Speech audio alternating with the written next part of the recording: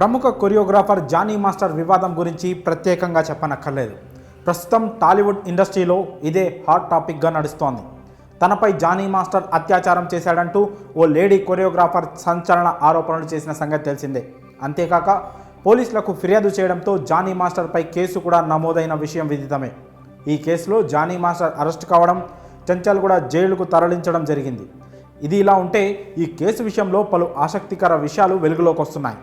ఇప్పటి వరకు ఈ కేసులో జానీ మాస్టర్, ఆయన భార్య ఆయేషాపై మాత్రమే కేసులు నమోదయ్యాయి. అయితే తాజాగా ఈ కేసులో మరో బిగ్ ట్విస్ట్ చోటు చేసుకుంది. జానీ కేసులో మరో ఇద్దరి పేర్లు వెలుగులోకి వచ్చాయి. మరి కొత్త వ్యక్తులు ఎవరనే విషయాన్ని ఇప్పుడు తెలుసుకుందాం. జానీ మాస్టర్ భార్య ఆయేషాపై బాధితురాలు మరో ఫిర్యాదు చేసిన సంగతి తెలిసింది. తనపై జానీ మాస్టర్, ఆయన భార్య దాడి చేసినట్లు బాధితురాలు పోలీసులకు ఫిర్యాదు చేసింది.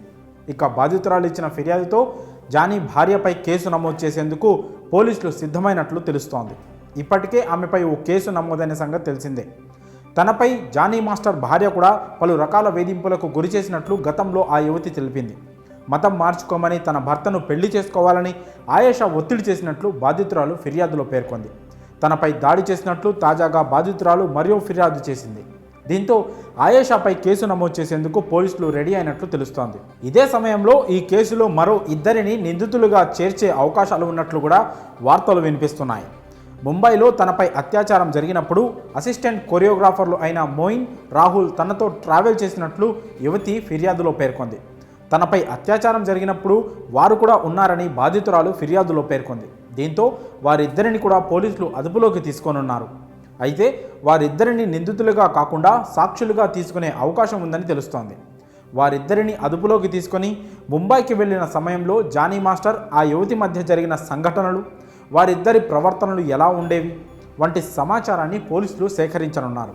ఇకపోతే తనపై దాడి చేసినట్లు బాధితురాలు చేసిన ఫిర్యాదులపైన జానీ మాస్టర్ భార్య స్పందించారు.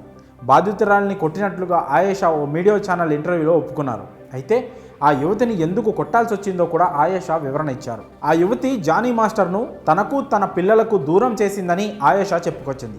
ఆ యువతి తన దగ్గర ఒక మాట, తన భర్త దగ్గర ఒక మాటలు చెప్పేదని తెలిపింది. తనను వదినా వదినా అని పిలిచేదని, అలాంటప్పుడు ఆ యువతిపై ఎలా అనుమానం వస్తుందని ఆయేషా చెప్పుకొచ్చింది.